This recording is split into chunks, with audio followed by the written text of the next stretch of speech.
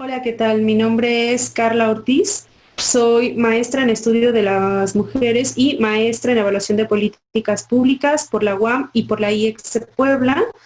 Vivo en Ciudad de México, trabajo para la Facultad Latinoamericana de Ciencias Sociales, sede México, para la maestría en estudios de políticas públicas y género. Mi área principalmente se centra en partidos políticos y mujeres, ciencias políticas y políticas públicas y derechos humanos.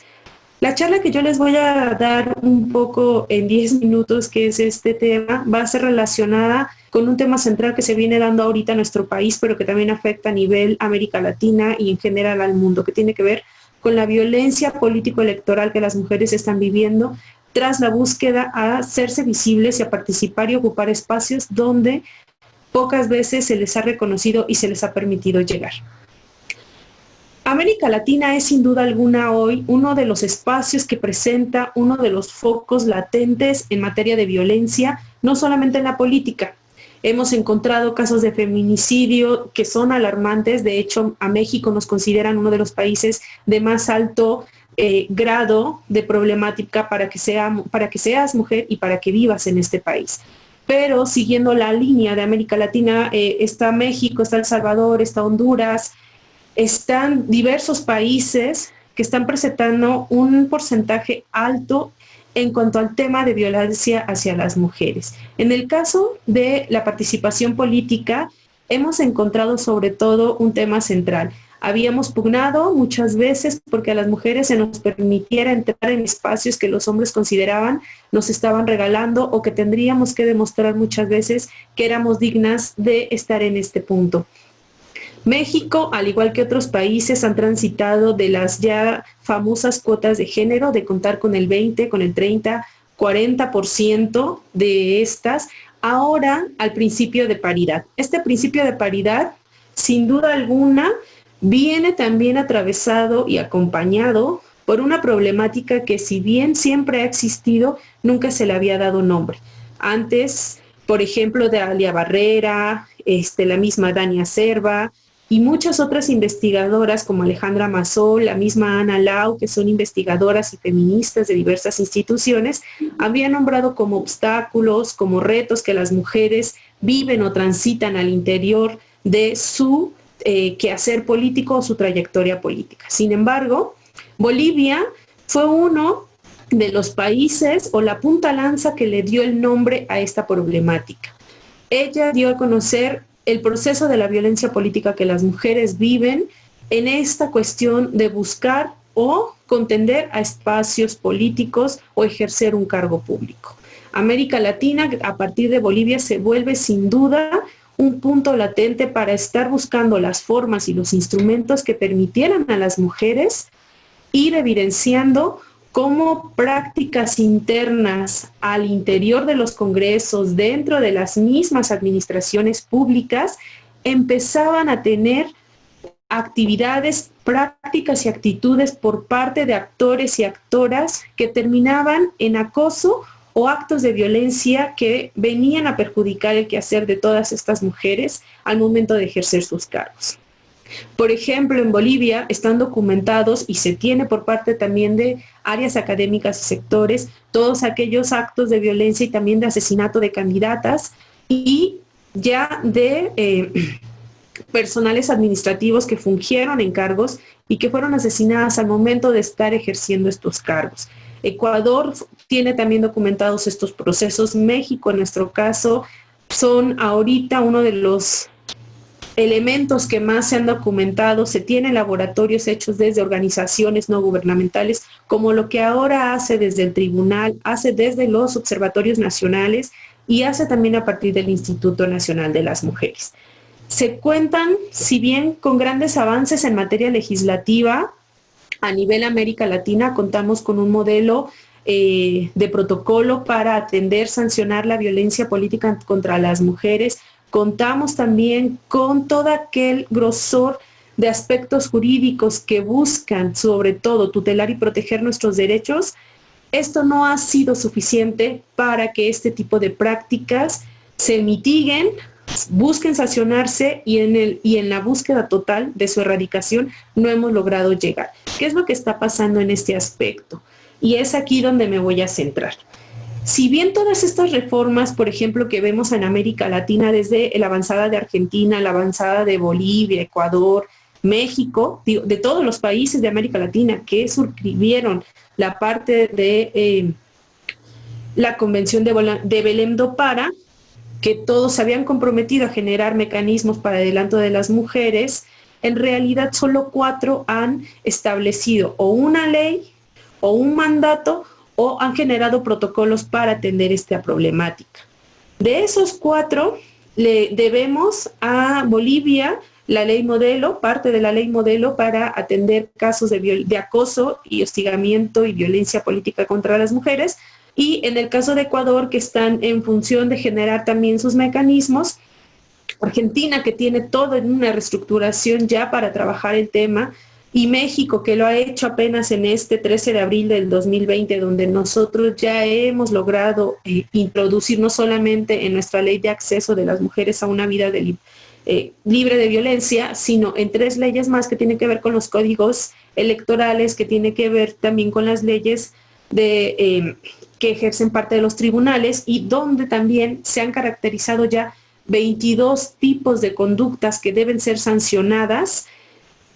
No nos ha sido suficiente para tratar de mitigar este caso. Y para ello, al menos en el caso mexicano, que podríamos decir se está tratando de llegar a este punto, se buscó generar 2 mecanismos más. Uno tiene que ver con una propuesta que sigue en punta, que se llama 3 de 3, que es una propuesta hecha desde movimientos ciudadanos, y en este caso es desde una agrupación feminista que son las constituyentes, y que ha tomado fuerza, que es a partir de 3 criterios no considerar a un candidato: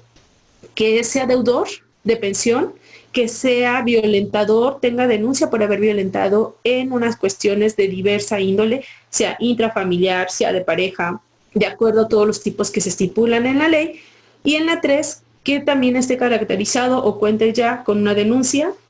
por actos de violencia. Esta es una de tantas acciones que desde sociedad civil en el caso mexicano están pasando.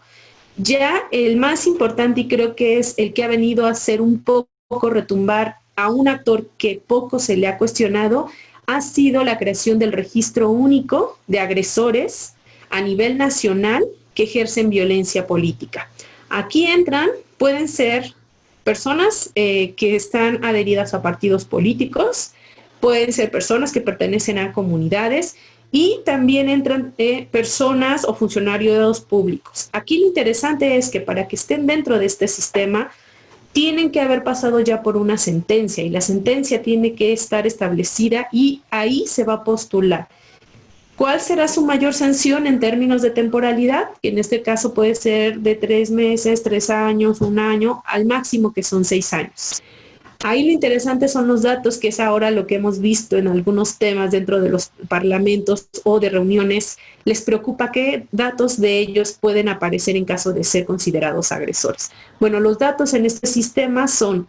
nombre, cargo, tipo de agresión que ejerce, la sentencia por la cual se le está procediendo, en qué espacio fue realizado, hacia quién comete dicho acto de violencia, y lo más importante, la temporalidad en el que va a estar registrado en este sistema.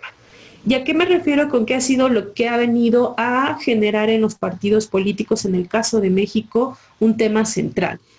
Es este punto de que muchos candidatos ahora están cuestionando que por qué no se les capacita, no se les enseña qué tipo de actos deben evitar hacer para no ser sancionados. Aquí es un tema importante porque cuando hemos hablado de transversalizar la perspectiva de género en todo el proceso de política pública, pero también en el proceso de lo que implica el hacer de un gobierno, hemos tratado de que siempre se hable de la cultura, y es donde menos se ha trabajado.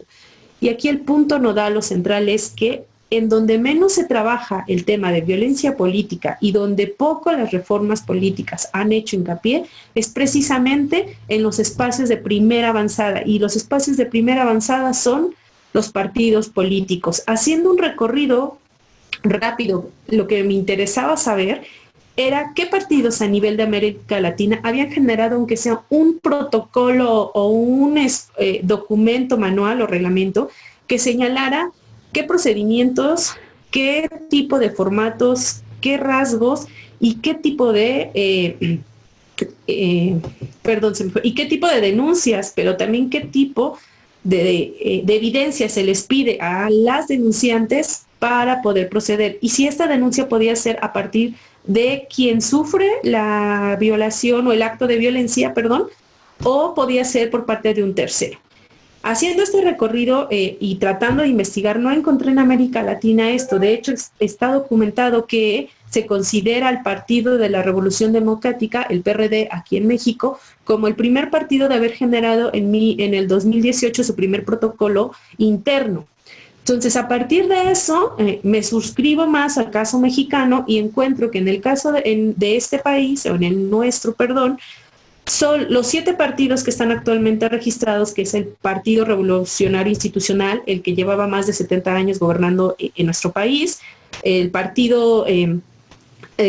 Revolucionario Democrático, que es el PRD, lo que es ahora y el actual partido que está en el poder, que es Morena, PANAL, PT y demás, todos cuentan con un protocolo. Lo interesante fue que, haciendo una revisión, es que existe a nivel internacional un modelo de protocolo para partidos políticos, el cual establece de forma directa qué se entiende por violencia política contra las mujeres en el ámbito de los partidos políticos, qué medidas se deben de contar para atender, sancionar y proceder a levantar una denuncia, cómo se deben presentar ciertos documentos. Si bien es un modelo para poder ser readaptado no solamente a los partidos, sino al contexto de cada país, muy pocos han visto este modelo. En el caso de nuestro país, la mayoría se han adaptado al protocolo que hizo el tribunal en relación a los casos de atención, sanción y erradicación de la violencia contra las mujeres en cuestiones políticas. Pero no es un protocolo que tenga que ver con la dinámica y con la razón pura de un partido político. Entonces, aquí lo interesante es ver que, si bien se están tratando de generar mecanismos y se está hablando de que ya llevamos una gran avanzada en materia jurídica, lo que no estamos tocando es realmente el nudo del problema, y parte de ese nudo del problema es al interior de los partidos políticos. La violencia política no solo se gesta en esta parte del trayecto de las mujeres de contender a una candidatura o ejercer el cargo. La violencia se gesta al inicio de su trayectoria política, porque se les vende no como una forma de violencia, ni ellas la ven como una forma de violencia. Ellas la han asumido como un reto a superar, y han dicho, muchas de las entrevistas que se han hecho a partir de este estudio, es que las mujeres lo ven como, si yo supero este tipo de retos,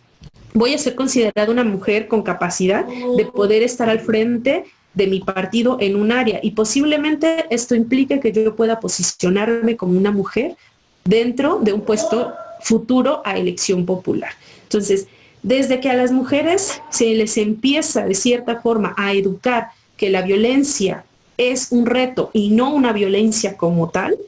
es de esta manera como los partidos políticos se lavan las manos al señalar que ellos buscan mujeres con capacidad. Y suena este tema que en el caso de México, y creo que en muchos casos de América Latina, es que las mujeres no están interesadas en la política, o que no hay mujeres preparadas. Y el punto no es que no existan, hay un cúmulo grande de mujeres preparadas, pero a las cuales se les ponen mayores trabas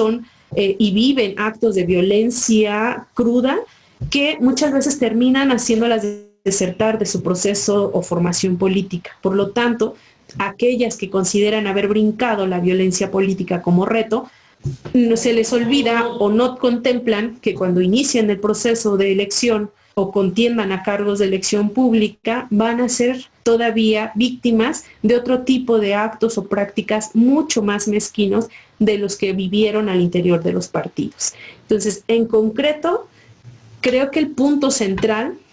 en América Latina es, tenemos ya un marco jurídico que nos sirve de plataforma. ¿No es suficiente? Claro que no, y creo que no va a terminar mientras no empecemos a trabajar el punto cultural dentro de los partidos políticos. ¿Qué es lo que nos mandata este nuevo reto actualmente y sobre todo en el caso de México, que vienen elecciones a nivel nacional? Es contar no solamente con este registro nacional único para personas que generan actos de violencia política. Necesitamos también que los partidos políticos empiecen a hacerse responsables tanto de los actos internos que se generan de violencia en sus partidos, como la forma en que están generando los mecanismos internos para dar atención a la misma problemática. Entonces, este es el punto nodal que nos puede llevar a cambiar un poco y mitigar de cierta forma o desincentivar el tema de la violencia política. Esto sería todo de mi parte. Muchas gracias.